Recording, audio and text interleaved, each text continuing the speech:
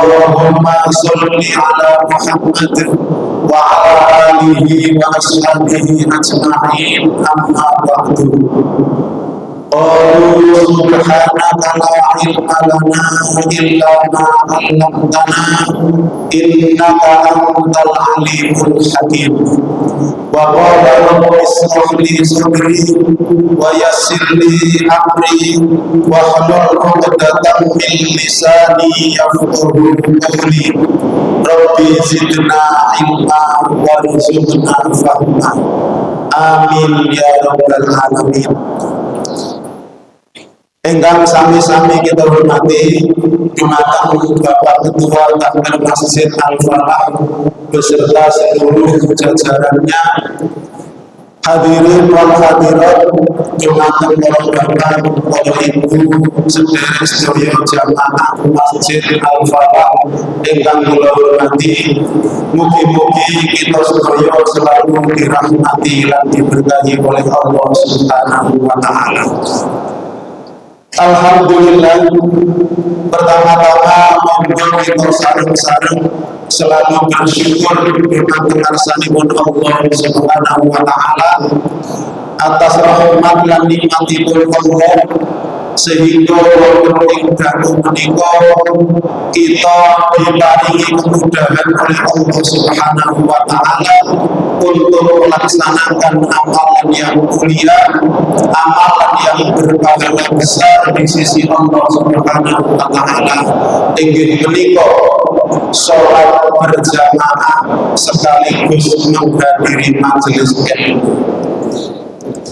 Salah satu keutamaan salat berjamaah diterangkan dalam hadis riwayat Bukhari Muslim saking sahabat Abdullah bin Umar radhiyallahu anhu, qala Rasulullah sallallahu alaihi wasallam, sholatul jama'ati afdal min sholatil fardhi bisab'in wa ishrina darajah.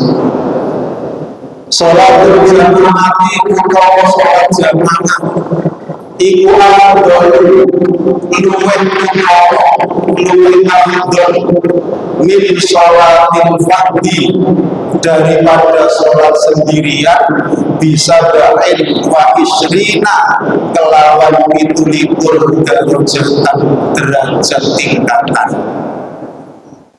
Para bapak ibu jamaah sekalian rahimahullah, langsung kemawon hemat waktu kula badhe ngajak panjenengan mempelajari tentang keistimewaanipun bulan Rabiul Awal.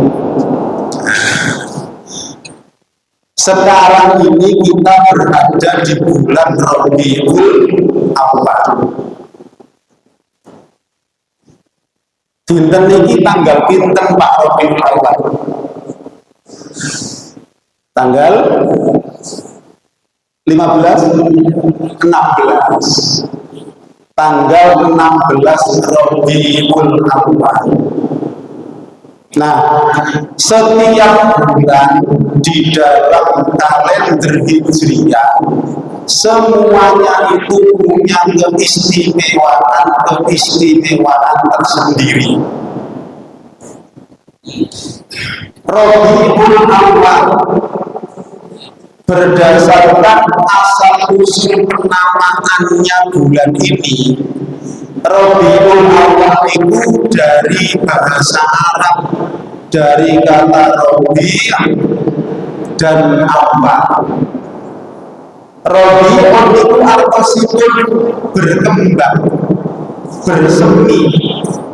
Al-awwal niku yang pertama. Maka berdasarkan asal-usul penamaan bulan ini disebut dengan bulan Rabiul Awal, itu artinya bulan musim bersemi yang pertama. Mergi wonten ing Jazirah Arab pada waktu-waktu itu pohon-pohon ini mulai tumbuh bersemi. Pohon-pohon itu menawi sampun bersemi bajul berbunga, menawi sampun berbunga lalu berbuah. Nah, keranten menika dipun sebut kalian bulan Rabiul Awal, bulan bersemi yang pertama. Nah, bulan Rabiul Awal ini merupakan bulan yang mempunyai banyak keistimewaan. Mangke kita kaji sak cukupe wekdal mawon.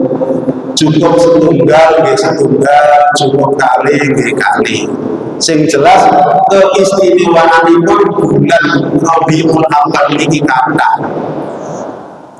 Nah, keistimewaan bulan Rabiul Awal dan bulan-bulan yang lainnya itu tidak lepas dari peristiwa apa yang terjadi di dalam bulan tersebut.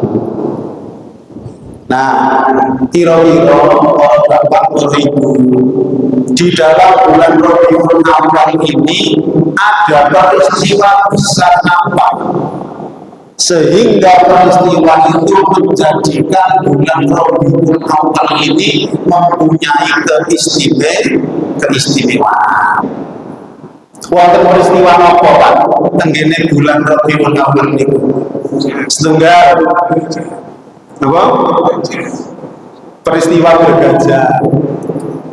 Wonten peristiwa apa malih? Lahirnya Rasulullah. Wonten peristiwa apa malih? Meninggalnya Rasulullah dan lain sebagainya. Supados mulai dari keistimewaan yang pertama, bahwa bulan Rabiul Awal itu merupakan bulan kelahiran Nabi Muhammad Sallallahu Alaihi Wasallam. Mulane bulan Rabiul Awal itu sering disebut kalian bulan Maulid. Nggih napa mboten? Bulan Maulid. Tiang Jawa arani bulan Mulud.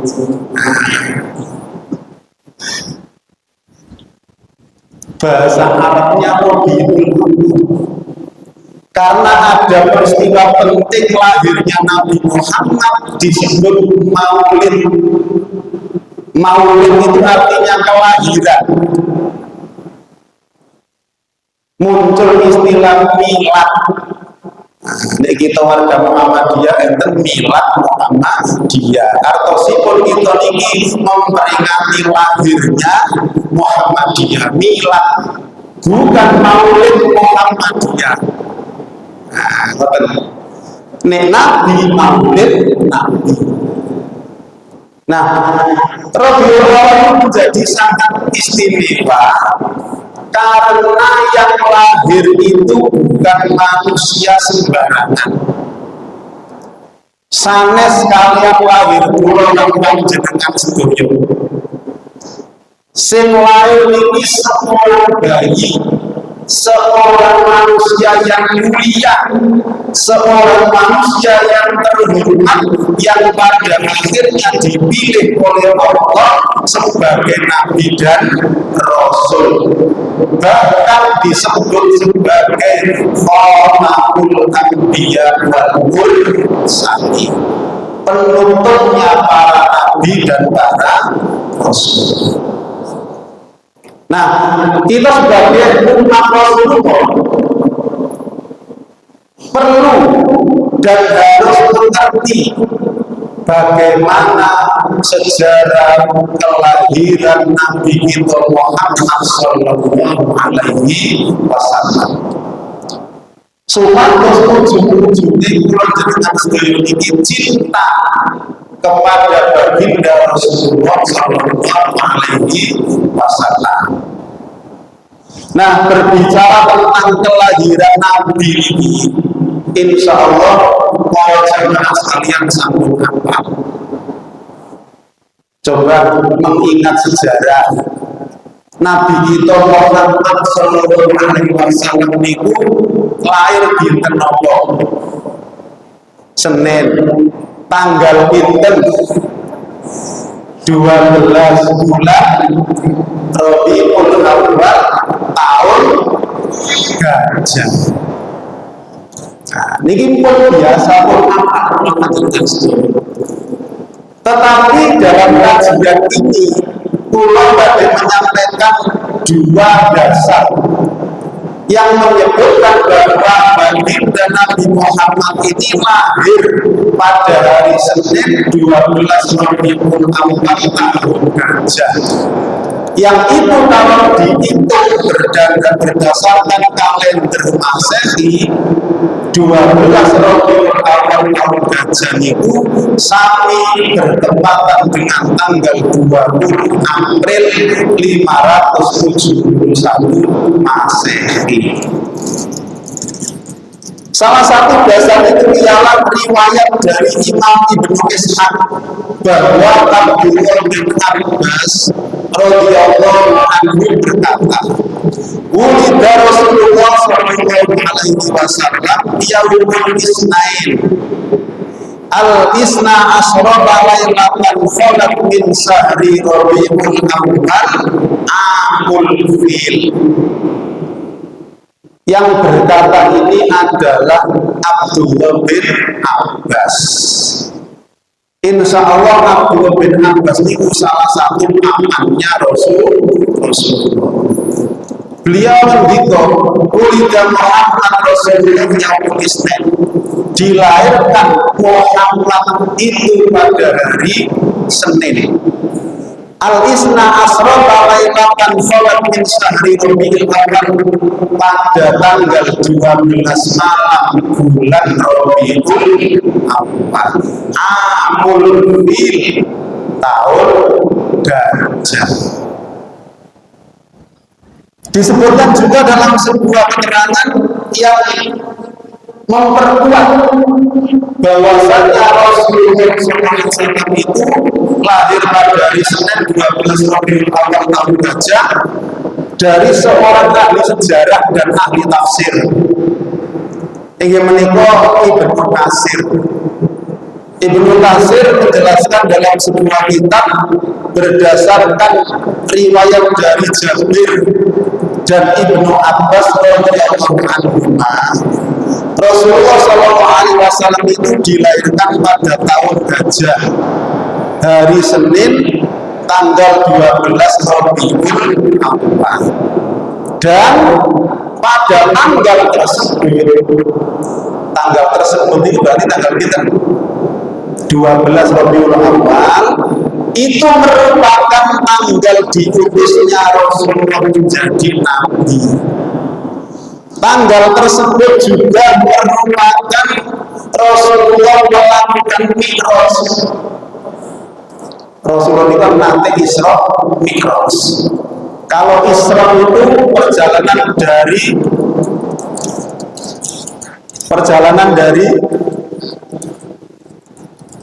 mana? Ya. Asra bi abdihi laila minal masjidil haram ila masjidil aqsa.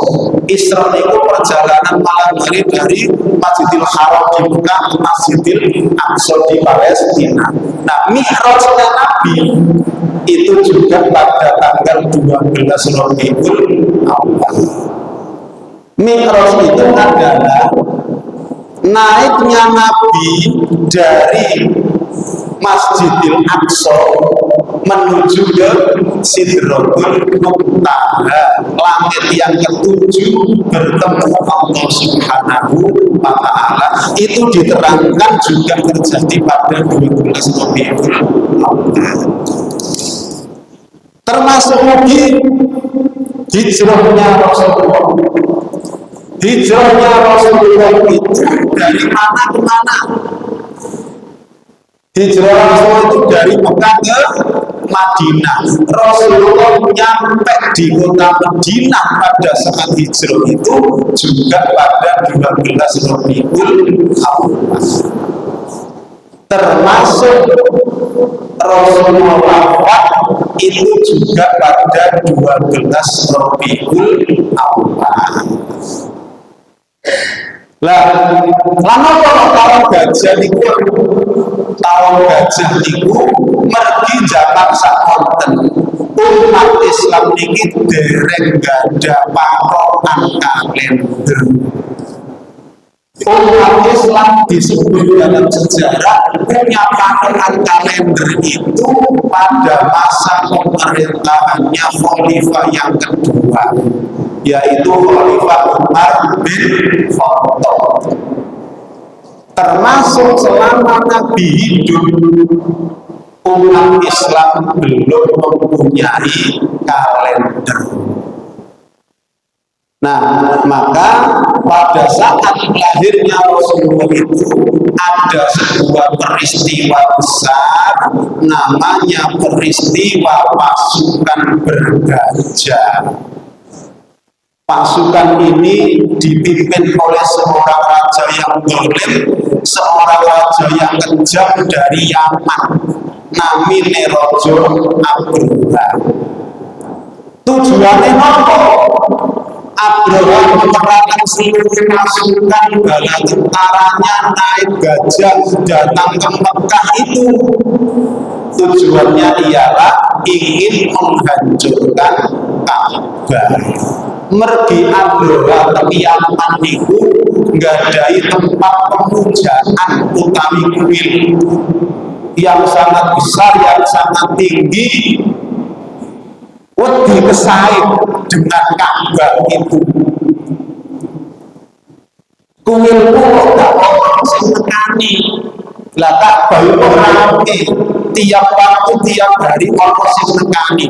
Oleh kono tak hancur nek Ka'bah. Wong cek ngaler nggone tempat pemujaan kerajaan Yaman.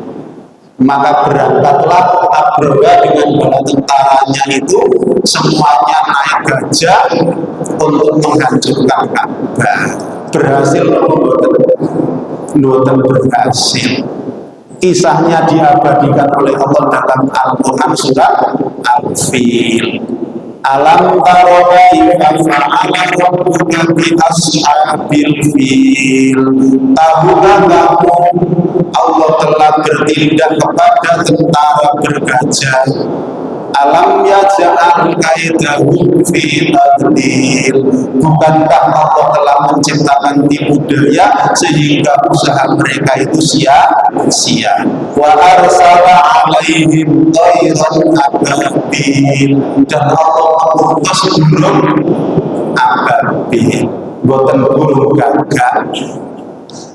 Burung ababil itu mencengkeram batu-batu dari neraka. Wa arsala alaihim thayran ababil tarmihim bi hijaratin min sijil. Lalu burung-burung ababil yang mencengkeram batu-batu dari neraka itu dilepaskan mengenai Abdullah, mengenai bala tentaranya, mengenai gajah-gajahnya. Faja'alahu ka'asfin ma'kul. Maka mereka menjadi seperti daun yang dimakan ular. Maka disebut dengan peristiwa itu adalah peristiwa bergajah, dan peristiwa itu tepat bersamaan dengan lahirnya Muhammad Sallallahu Alaihi Wasallam. Ini yang pertama. Yang kedua, kita sebagai umat Rasulullah juga harus memahami bahwasanya lahirnya Nabi Muhammad SAW itu juga membawa keajaiban yang sangat hebat. Mula kalau disebut sing lahir ini gak sembarang menungso. Beda kalian kula jenengan sing lahir. Lahirnya Nabi Muhammad ini menyebabkan terjadinya keajaiban yang luar biasa. Bahkan seakan-akan keajaiban itu di luar nalar manusia. Apa diantaranya? Satu, lahirnya Rasulullah itu ibundanya, sinten ibundanya Rasulullah? Aminah. Ibunya Rasulullah itu tidak merasakan berat dan tidak merasakan susah sedikit pun pada saat mengandung bayi kecil namanya Muhammad. Sampai dikisahkan dalam sebuah riwayat, Aminah itu berkata, aku ini tidak pernah merasakan berat dan susah sedikit pun pada saat aku mengandung bayi ini. Padahal Aminah dari seberapa dikandung itu akhirnya wong sing dadi nabi dari seberapa. Umumnya ibu-ibu ketika mengandung, ketika hamil, ibu-ibu ini susah apa? Susah, berat apa? Berat. Wanita hamil, wanita mengandung itu berat, susah. Tetapi Aminah, ibunya Rasulullah, tidak pernah merasakan berat dan susah sedikit pun pada saat mengandung bayi kecil Muhammad itu. Kok cara golongan boten nggih, boten idam. Nggih. Biasanya nek tiyang istri hamil itu idam. Akeh sing dipengino. Bahkan kadang-kadang muntah-muntah. Sampai kasihan melihat seorang ibu yang hamil itu. Aminah tidak merasakan berat dan susah sedikit pun selama mengandung bayi kecil Muhammad Sallallahu Alaihi Wasallam. Ajaib napa mboten? Ajaib. Sing nomor kali, ibunda Rasulullah namanya Aminah ini tidak merasakan sakit sedikit pun dan tidak mengalami perdarahan pada saat melahirkan Rasulullah Nabi Muhammad Sallallahu Alaihi Wasallam. Tidak merasakan sakit sedikit pun dan tidak mengalami perdarahan pada saat melahirkan Nabi Muhammad. Ini ibu-ibu mengandung bayi selain Muhammad, Masya Allah, tiang lahiran niku taruhannya nyawa antara hidup dan mati. Ibu itu kalau melahirkan merasakan sakit maupun boten sakit, kok semerap juga sakit, boten ditakleti pun sakit. Masya Allah, mengalami perdarahan sampai ada istilah wanita itu nifas, kurang lebih berapa hari. Aminah ibunya Rasulullah tidak merasa sakit sedikit pun dan tidak mengalami perdarahan pada saat melahirkan bayi kecil yang namanya Muhammad. Ajaib dan tak ajaib. Yang nomor 3, Nabi Muhammad ketika terlahir itu satu dalam keadaan sudah berkhitan. Mangke wonten keterangan ingkang dinten malih. Yang kedua, Nabi Muhammad itu ketika lahir dalam keadaan tersenyum. Nek umumnya bayi-bayi yang lahir itu dalam keadaan nangis, kaget setelah mengalami kehidupan di alam rahim yang gelap gulita, dilahirkan ke dunia, begitu lahir nangis. Nabi Muhammad lahir dalam keadaan tersenyum. Kemudian Nabi Muhammad itu lahir juga dalam keadaan seperti orang yang sedang sujud. Masuk akal mau betul?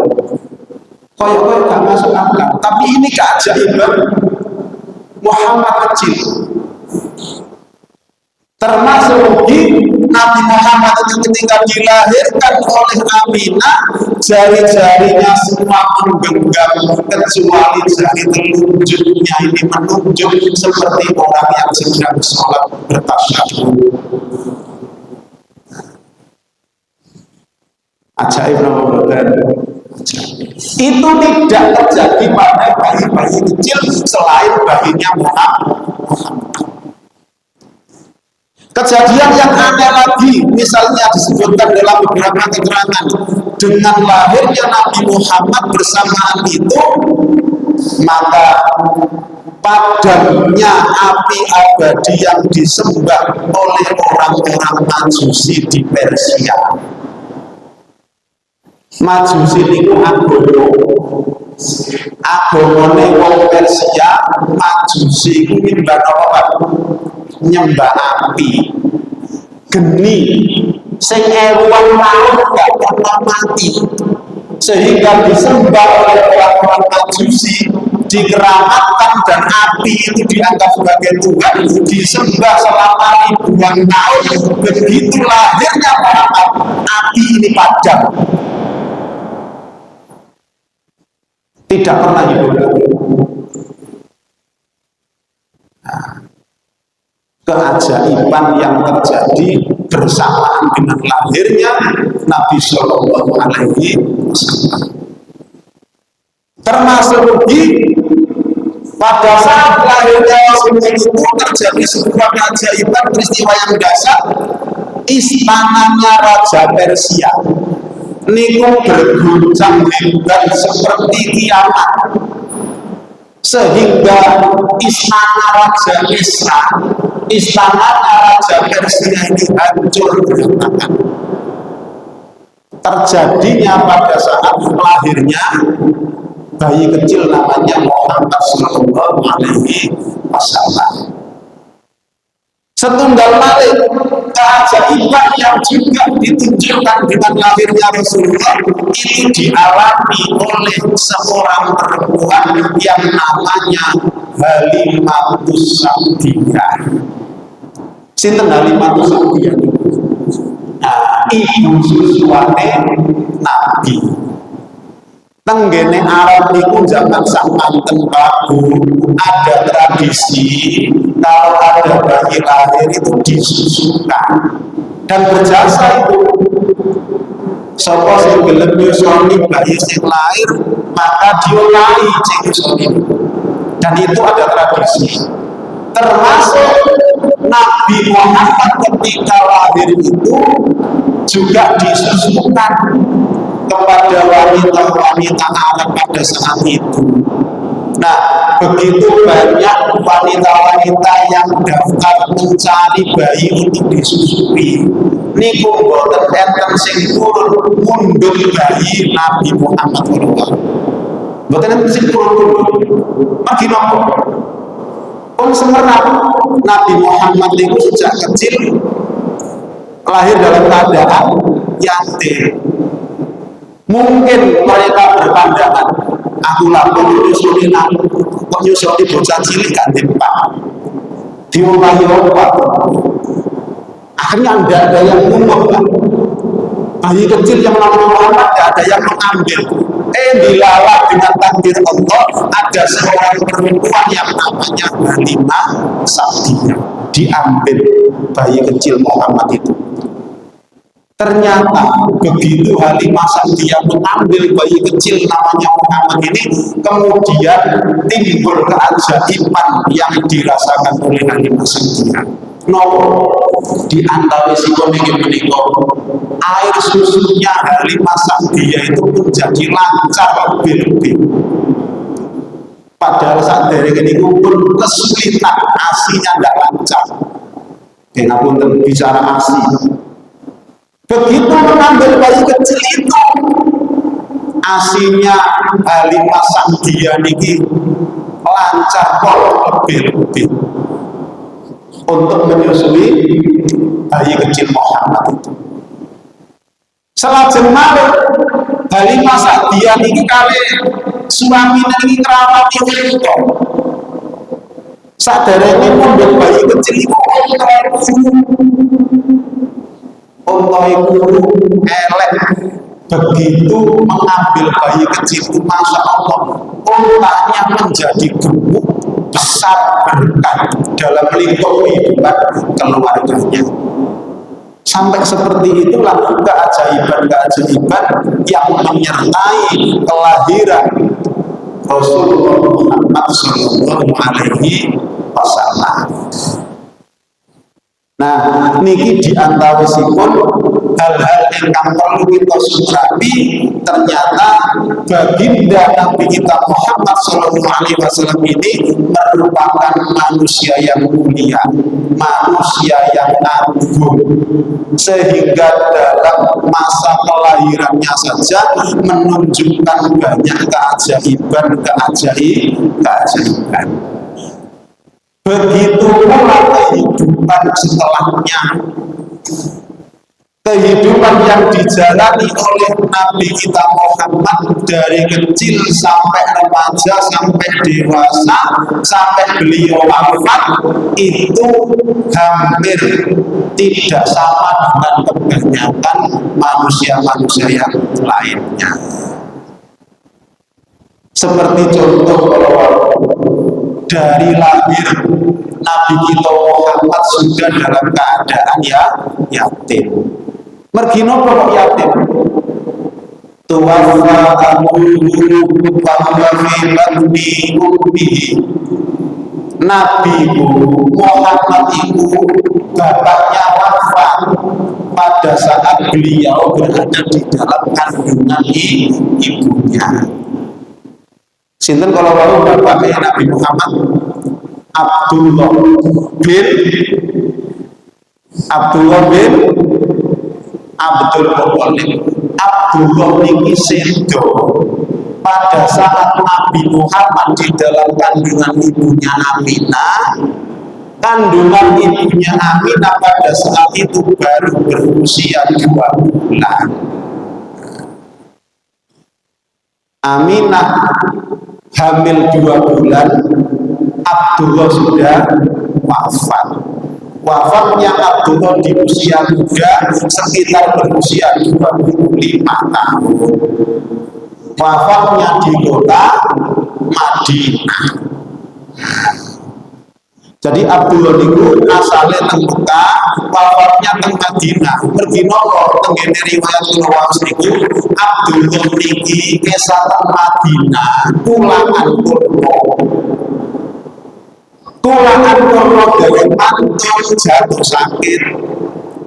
Akhirnya dirawat di rumah pamannya di Madinah. Sakitnya Abdullah waktu itu menyebabkan beliau atas wafat. Tidak jadi belanja, tidak jadi kulaan kurma dijual ke Mekah karena wafat di Madinah. Nah, begitu ayahnya wafat, usia kandungan Aminah semakin besar. Singkat cerita, lahirnya Rasulullah SAW itu hanya ada ibunya, dirawat oleh ibunya sampai usia 6 tahun. Mergi nopo? Ketika Nabi Muhammad usia 6 tahun, Aminah juga wafat. Berarti Nabi umur 6 tahun wis dalam keadaan yatim piatu. Setelah ibunya wafat, Abdul Muthalib, kemudian Nabi diasuh dirawat oleh kakeknya yang bernama Abdul Muthalib selama 2 tahun. Maka sekitar Nabi berusia 8 tahun, kakeknya meninggal. Summa ro'ahu Abu Thalib. Kemudian Nabi diasuh oleh pamannya pada saat usia 8 tahun sampai beliau menikah. Pamannya bernama Abdul Muthalib.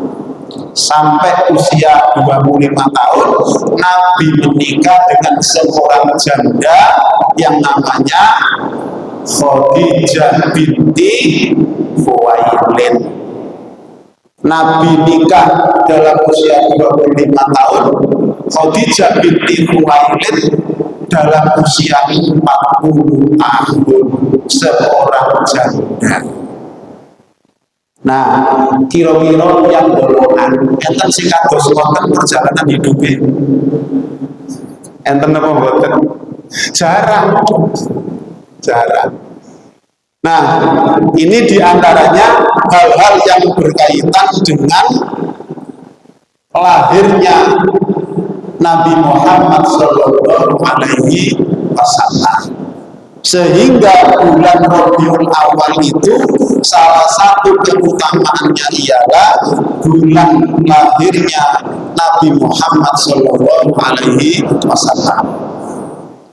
Sing nomor kali keistimewaan bulan Rabiul Awal yang kedua ialah bulan hijrahnya Nabi.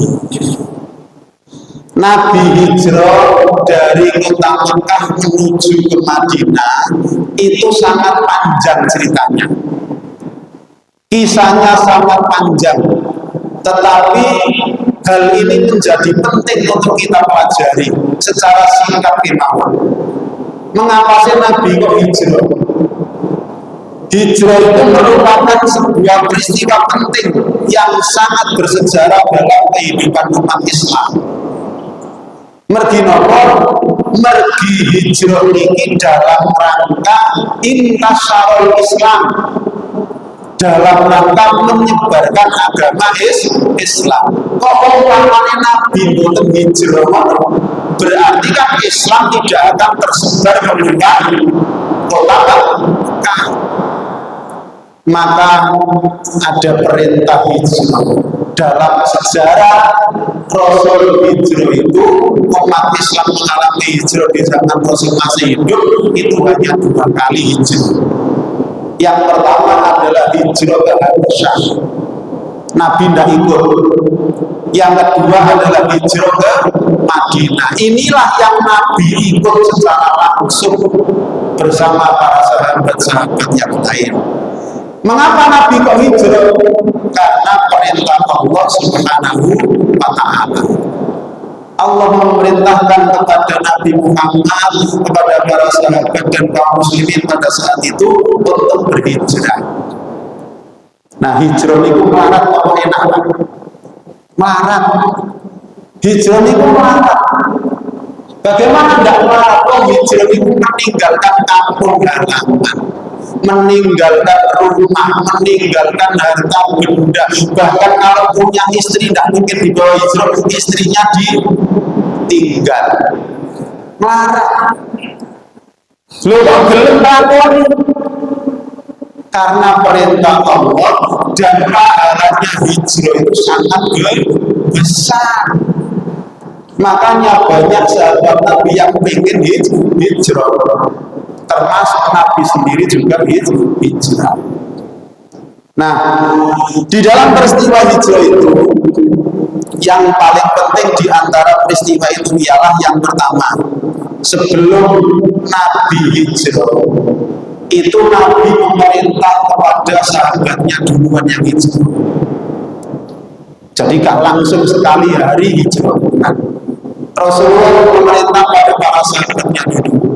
Setelah aman, sahabatnya sampai di Madinah, baru Nabi yang belakangan hijrah.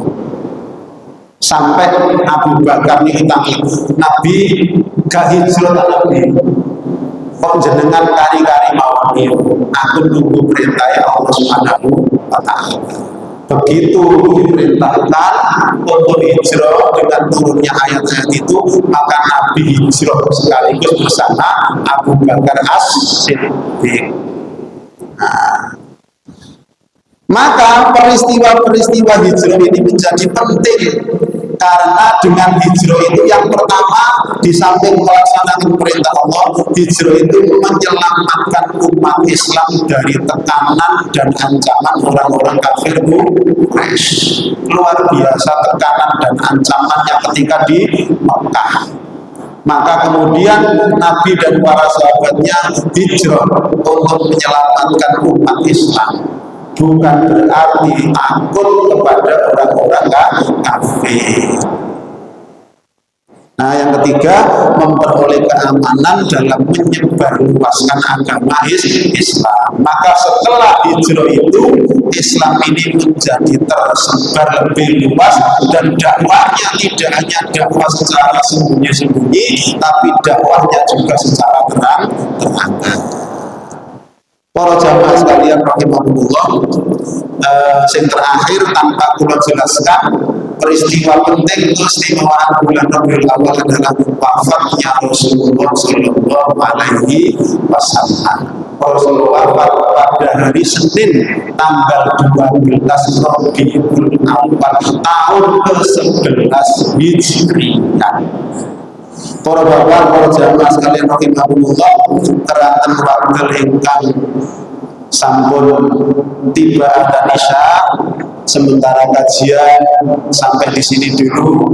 Mugi-mugi bermanfaat kami kula lan panjenengan, meningkatkan keimanan kita, meningkatkan kecintaan kita dumateng baginda Nabi Muhammad Sallallahu Alaihi Wasallam. Mudah-mudahan kita masuk surga dan berjumpa sama baginda Rasulullah Sallallahu Alaihi Wasallam. Amin ya rabbal alamin.